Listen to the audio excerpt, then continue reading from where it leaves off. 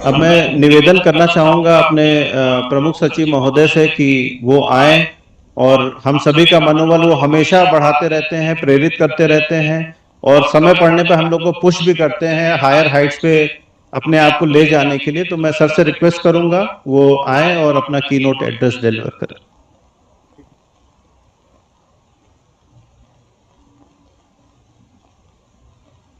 ये 53 लोग जो है 42 जनपद के हैं, वैसे 75 के लोग हैं। ओके।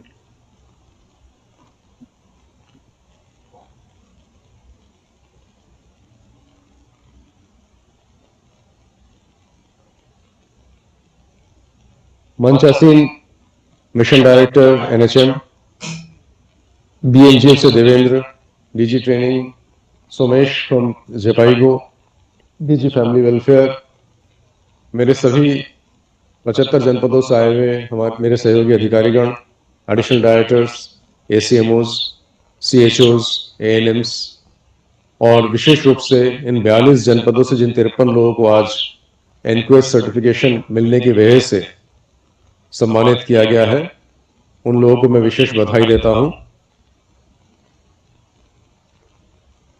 और मैं चाहता हूं कि ये जनपद से जो एसीएमओज और मंडलों से जो एडिशनल डायरेक्टर आए हुए हैं वो इसको एक फर्स्ट स्टेप के रूप में देखें कि जब उन्हीं संसाधनों के माध्यम से उन्हीं परिस्थितियों में 75-78 एनक्वेस्ट सर्टिफाइड आयुष्मान आरोग्य मंदिर हो सकते हैं तो बाकी क्यों नहीं हो सकते? क्योंकि हमने इनको कोई अतिरिक्त चीज नहीं दिया था। उनके पास भी एक सीएचओ थे, एक एएनएम थे, उनके पास भी जेएस था, उनके पास भी डीवीडीएमएस था। कोई भी अतिरिक्त चीज इनको नहीं दी गई थी और उन्हीं परिस्थितियों में उन्होंने अपने आप को एनक्वेस्ट सर्टिफाई कराया। जो पहला प्रेजेंटेशन था अतौर का, उसमें आपने देखा होगा कि हमारे यहां 20,000 जो आयुष्मान आरोग्य मंदिर है उनमें से 17,000 से कुछ ज्यादा सब सेंटर लेवल के आयुष्मान आरोग्य मंदिर है। उनमें से 1600 का इंटरनल असेसमेंट किया गया और 100 लोग अभी नेशनल असेसमेंट के लिए तैयार है। हमें उन 1600 तक पहुंचना तो पहले चरण में चाहिए ही, जिनका इंटरनल असेसमेंट किया गया, कि उनका हम गैप फिलिंग करके कैसे हम एनक्वेस्ट के लिए सर्टिफाई कराएं।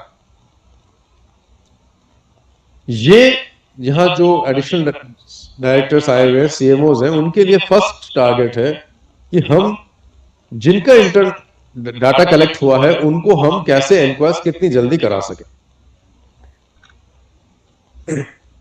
आयुष्मान आरोग्य मंदिर, जिनको कि हम कुछ दिन पहले तक Ayushman Bharat health and wellness centre कहते थे, ये मेरे ख्याल से ग्रामीण जनता के आउट ऑफ पॉकेट एक्सपेंस को कम करने के लिए, उनके प्राइमरी हेल्थ केयर को आगे बढ़ाने के लिए जितने भी कदम उठाए गए हैं उनमें से सबसे सशक्त कदम है अगर हम इसको ढंग से आगे चला ले जाएं। पिछले 2 साल में, 2.5 साल में हम लोगों ने काफी कदम उठाए भी हैं। बहुत बड़ी संख्या में सीएचओस की तैनाती की गई है। बहुत बड़ी संख्या में एएनएम्स की तैनाती की गई है और अब वहां बहुत सारी सेवाएं दी ही जा रही हैं। अटेंडेंस मैनेजमेंट सिस्टम अपनाया गया, डीवीडीएमएस के माध्यम से दवाइयां दी गई, ओपीडीज हुई, 14 डायग्नोस्टिक जांचों जो प्रेस्क्राइब्ड उनमें से अधिकांश जांच वहां संभव है। टेलीकंसल्टेशन की सुविधाएं दी गई, जिसमें जैसा कि मिशन डायरेक्टर ने बताया कि प्रत्येक दिन करीब 65,000 से 70,000 टेलीकंसल्टेशन होते हैं, जो कि देश में दूसरे संख्या नंबर पे है। तो जहां हम 2 साल पहले थे, और आप में से बहुत लोग जानते हैं कि बहुत से आयुष्मान आरोग्य मंदिर में पिछले 1 साल में बिजली पानी की व्यवस्था भी की गई है। तो बहुत सारे स्टेप्स उठाए गए हैं और बहुत प्रगति हुई है। अब हमें आगे क्या करना है, इसमें मैं चाहूंगा कि 10 पॉइंट्स मैं बताना चाहता हूं। इन 10 पॉइंट्स पे अगर आप काम करें, और मैं पूरे प्रदेश के लिए कह रहा हूं, ये जो जनपद आए हुए हैं, सब 75 जनपद से लोग आए हुए हैं, तो इन 10 पॉइंट्स पे अगर हम काम करें तो हम जो हमारा कॉमन टारगेट है कि गरीबों को, आम जनता को कॉम्प्रिहेंसिव प्राइमरी हेल्थ कितनी आसानी से सुलभ हो सके, एक क्वालिटी कॉम्प्रिहेंसिव प्राइमरी हेल्थ, उस तक हम कैसे पहुंचे। नंबर एक, यद्यपि हम काफी हद तक आगे बढ़ चुके हैं, परंतु attendance system, attendance management system in सब चीजों का बैकबोन भी है। अगर लोग ही नहीं रहेंगे तो हम आगे नहीं बढ़ पाएंगे। तो अटेंडेंस मैनेजमेंट सिस्टम में हमें हर रोज देखना है कि कौन से लोग हैं जो नहीं आ रहे हैं, क्यों नहीं आ रहे हैं, क्या उनकी कोई जेन्युइन बात तकलीफ है, या क्या पता वहां इंटरनेट नहीं चल रहा है, या क्या इश्यू है। हो सकता है वो सचमुच गायब हो गए हैं, छोड़ दिया है। तो अटेंडेंस मैनेजमेंट सिस्टम को फील्ड लेवल के ऑफिसर्स को, एमओआईसीस को, एडिशनल सीएमओस को, एडीज को देखना है। और ये तो टेक्नोलॉजी से पता चल जाता है कि कौन कौन नहीं आए हैं। तो अगर आप उन एब्सेंट सीएचओस के लिए फोन से भी बात कर ले कि क्यों नहीं आ पाया आज, क्या दिक्कत थी, तो भी बहुत बड़ा प्रभाव पड़ेगा। ये पहला पॉइंट है। और इस पॉइंट पे एनएचएम से जो मेरे मतलब एक अपेक्षा वहां है और एक अपेक्षा यहां है। दूसरा अपेक्षा यह है कि अब हमको सीएचओस के साथ इस अटेंडेंस मैनेजमेंट सिस्टम पे एएनएम्स को भी इंक्लूड करना है। ये नहीं हो सकता ना, एक गाड़ी के दो पहिए, एक पहिया होगा दूसरा पहिया नहीं होगा, ऐसा नहीं हो सकता। तो अब हमको एएनएम्स को भी इस अटेंडेंस मैनेजमेंट सिस्टम में सेकंड स्टेज पे इंक्लूड करना है, और थर्ड स्टेज पे हमको पीएचसी सीएचसी को भी इंक्लूड करना है। अभी 27, 28 और 29 तारीख को माननीय प्रधानमंत्री जी के सामने मुख्य सचिवों का कॉन्फ्रेंस था, जिसमें अन्य राज्यों के साथ साथ कुछ राज्यों को प्रेजेंट करने को दिया गया था हेल्थ के बारे में जो काम हो रहा है। उसमें से एक सफल पॉइंट इस अटेंडेंस मैनेजमेंट सिस्टम को बताया गया था, और वहीं से तय हुआ था कि इसको आगे बाकियों के भी बढ़ाया जाए। तो एनएचएम में हम चाहेंगे, इसमें काम आप लोग कर भी रहे हैं, एएनएम्स के साथ साथ हम पीएचसी सीएचसी को भी अगर एक साथ ही इंक्लूड कर सके तो उसको भी शुरू करें। ये पहला पॉइंट था, 10 में से पहला पॉइंट। दूसरा, ड्रग्स की अवेलेबिलिटी। आप जानते हैं डीवीडीए सिस्टम बहुत सशक्त सिस्टम है। मैं चाहूंगा कि एसीएमओस और एडीज डीवीडीए सिस्टम के माध्यम से खुद देखें कि कौन कौन से ऐसे आयुष्मान आरोग्य मंदिर हैं जहां ड्रग का इंडेंट नहीं हो रहा है। अगर पिछले 3 महीने में ड्रग का इंडेंट कहीं से नहीं हो रहा है तो वो क्रियाशील है, इस पे संशय होना चाहिए। और आपको उस आयुष्मान आरोग्य मंदिर के सीएचओ से पूछना चाहिए कि आप ड्रग का इंडेंट क्यों नहीं कर रहे हैं। और ये टेक्नोलॉजी आपको उपलब्ध कराता है, आपको लोगों से पूछने की जरूरत नहीं है। तो अपने डिविजनल डीपीएम को, अपने डीपीएम को बुलाइए और देखिए कि कैसे डीवीडीएम सिस्टम से पता लगाया जा सकता है कि कहां कहां ड्रग का इंडेंट नहीं हुआ, और उनको टोकना शुरू कीजिए। अगर रेगुलरली ड्रग का इंडेंट हो रहा है तो वो रेगुलर है, और रेगुलरली अगर नहीं ड्रग का इंडेंट नहीं हो रहा है तो आयुष्मान आरोग्य मंदिर में कुछ समस्या है। ये दूसरा पॉइंट था। तीसरा, डायग्नोस्टिक्स। कुछ डायग्नोस्टिक्स हो रही हैं, कुछ जगह हो रही हैं, बट 14 डायग्नोस्टिक्स में से कम 12 डायग्नोस्टिक्स हर जगह हो रही है क्या? जो एमडी एनएचएम ने भी कहा, गैप फिलिंग। गैप फिलिंग यही है, यहां 4 हो रही है, यहां 10 हो रही है, यहां 12 हो रही है, हर जगह हो रही है नहीं हो रही है। उसको देखने की जरूरत है कि डायग्नोस्टिक्स के क्या हो रहा है। ये तीसरा पॉइंट था। चौथा point, teleconsultation. Again overall teleconsultation 65,000 70,000 हो रहा है, परंतु कुछ जगह नहीं हो रहा है। तो उनको देखने की जरूरत है कि वहां टेलीकंसल्टेशन क्यों नहीं हो रहा है। वो 2 कारण से हो सकता है। एक स्पोक का प्रॉब्लम है कि सीएचओ को आता नहीं है, या सीएचओ के पास डिवाइस नहीं है, या सीएचओ के पास इंटरनेट नहीं है। ये भी हो सकता है कि वो करना चाहती है, हब में कोई डॉक्टर नहीं अवेलेबल हो रहा। तो ये भी देखने की जरूरत है कि आपके जितने डॉक्टर्स हैं हब में वो मैप्ड है या नहीं, वो उपलब्ध होते हैं नहीं।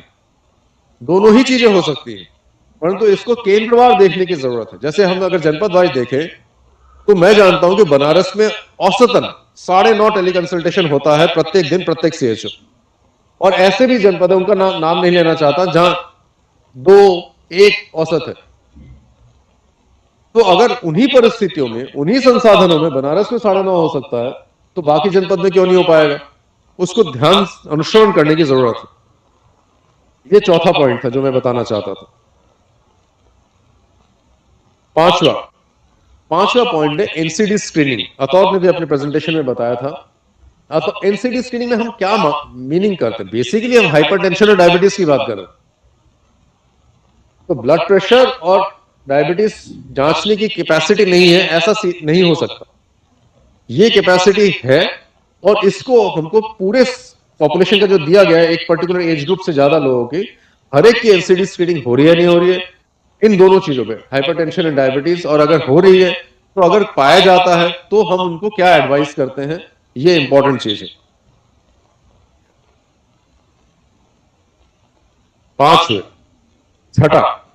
छठा इज वेलनेस एक्टिविटीज। हेल्थ के लिए एक तरीका, जैसे देवेंद्र ने कहा, कि एक तो वो है कि आप लोग हमारे पास आए और एक हम जिम्मेदारी लें अपने 5000 की जनसंख्या की सेहत की। तो उसमें प्रिवेंटिव हेल्थ भी बहुत इंपॉर्टेंट है। वेलनेस एक्टिविटीज का मतलब सिर्फ योगा नहीं है, ऐसी सारी चीजें जो स्वास्थ्य के लिए बेहतर करती है, उसमें योगा एक बहुत इंपॉर्टेंट पार्ट है। तो हमने एक निर्देश भी भेजा था और कई जगह में देवरिया से कोई आया तो उन्होंने ये शुरू किया था कि शिक्षा मित्र को इन्वॉल्व कर लिया था योगा कराने में। ऐसे ही आप भी करा सकते हैं। अगर आपके गांव का शिक्षा मित्र ठीक है या जागरूक है, उसको ट्रेनिंग करा के हम उनके माध्यम से भी करा सकते हैं योगा के काम। उसके लिए एक ऑनरेरियम भी दिया जाता है। वो ऑनरेरियम इतना होता है कि उसमें जो शिक्षा मित्र वैसे काम कर रहा है वही सुबह करा सकता है। 7th, जन आरोग्य समिति का पैसा तो यूटिलाइजेशन।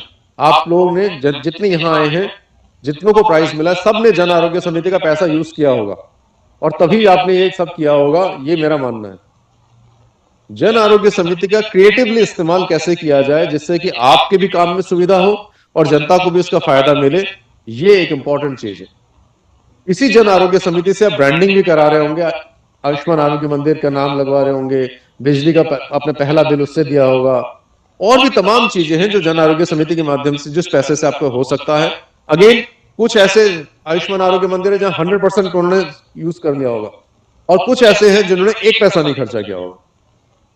उसको देखने की जरूरत है कि किस जन आरोग्य समिति का कितना यूटिलाइजेशन हो रहा है, क्या हो रहा है। छोटी सी बात है, अभी जाड़ा है, लोग आ रहे होंगे, क्या वो हीटर दे सकते हैं? क्या हैलोजन हीटर? क्या वो वार्मर ले सकते हैं क्या बच्चों के लिए? ये सोचने की बात है। ये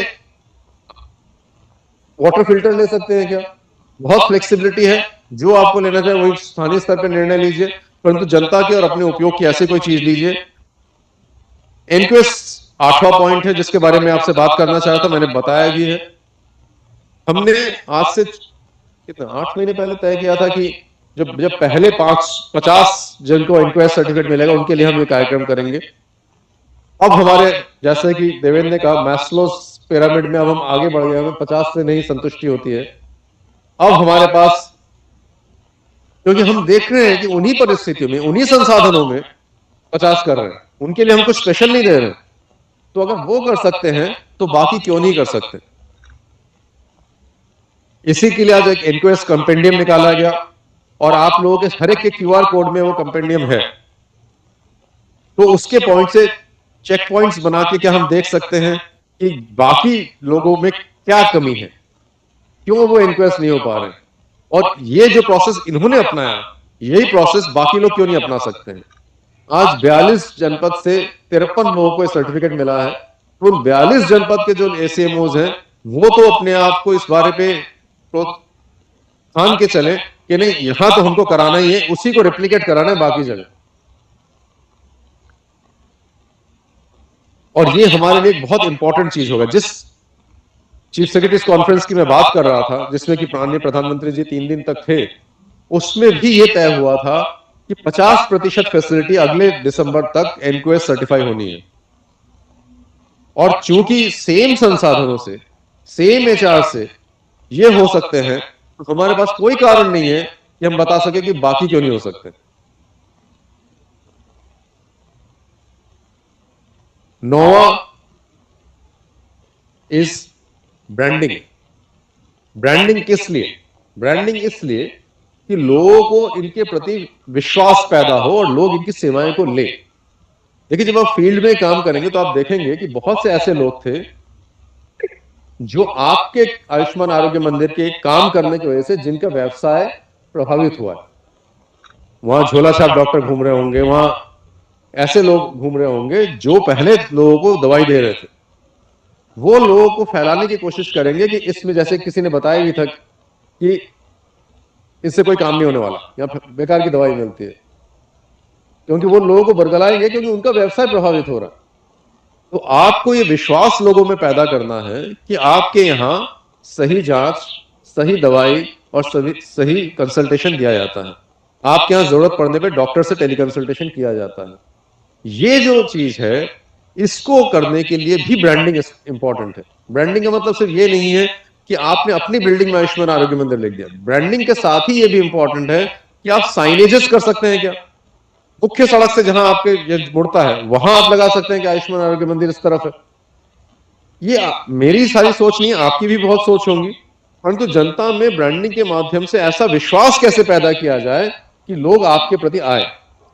जैसा खंडाई साहब ने बताया था कि एक तरीका तो यह है कि हम वेट करें कि लोग हमारे पास आए, और एक तरीका यह है कि ये 5000 मेरे लोग हैं और इनके सेहत की जिम्मेदारी मेरी है, चाहे वो मेरे पास आए चाहे मैं उनके पास जाऊं। और उनके पास जाने के लिए आपको जाने की जरूरत नहीं है, आशाएं हैं, आपको सिर्फ देखने की आशाएं जा रही है नहीं जा रही। और 10th लास्ट पॉइंट यह है कि आप अपना और अपनी टीम की कंटिन्यूस क्षमता वृद्धि कितना कर सकते हैं। सीखने का कोई अंत नहीं है, सीखने का अंत तब शुरू होता है जब हम मान लेते हैं कि हमें कुछ नहीं सीखना, हमें सब आता है। आपका क्षमता वृद्धि कंटिन्यूस एक्सरसाइज होनी चाहिए। हर रोज अपने आप को चैलेंज करने की जरूरत है कि मैं इतना तो कर रहा हूं, इससे बेहतर क्या कर सकती हूं। पर आप इंडिविजुअल नहीं है, वहां आपकी एक टीम है। आपकी टीम में कौन कौन है? सिर्फ एएनएम नहीं है, आपकी टीम में आशा भी है, आपकी टीम में संगिनी भी है, आपकी टीम में आंगनवाड़ी कार्यकर्ती भी है, और आपकी टीम में अध्यापिका भी है जो बगल के स्कूल में पढ़ा रही होगी। ये सब मिलकर एक टीम है, और ये टीम आपस में कितना वार्ता करती है, आपस में सेम उद्देश्यों के लिए कितना काम करती है, इस पे डिपेंड करता है कि आप कितना आगे बढ़ पाएंगे। आप अकेले काम करेंगे तो एक लिमिट तक कर पाएंगे, परंतु ये पांचों मिलकर अगर काम करेंगे तो आप भी उनको मदद करेंगे।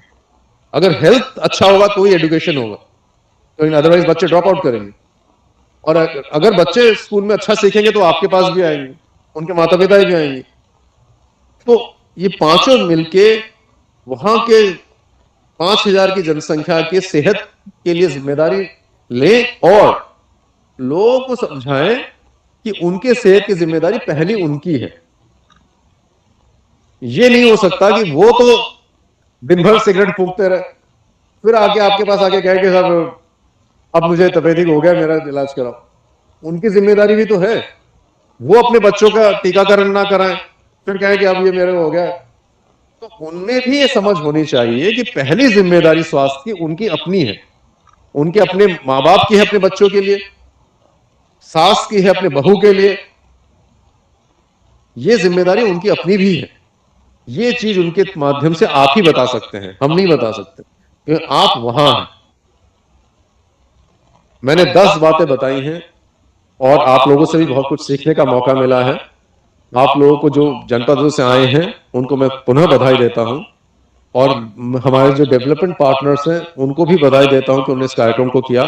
और विशेष रूप से मैं जनपद से आए हुए जो हमारे अधिकारी हैं उनसे अपेक्षा रखता हूं कि इन 10 पॉइंट्स को आप आगे ले जाएंगे। आपके जो अच्छे उदाहरण हैं उनको आप रेप्लिकेट कराएंगे, और अगर एक हो सकता है तो उन्हीं संसाधनों से, तो बाकी क्यों नहीं हो सकता है, इसकी दिशा में सोचेंगे और बाकियों को भी जल्दी से जल्द एनक्वेस्ट सर्टिफाई कराने की दिशा में काम करेंगे। धन्यवाद।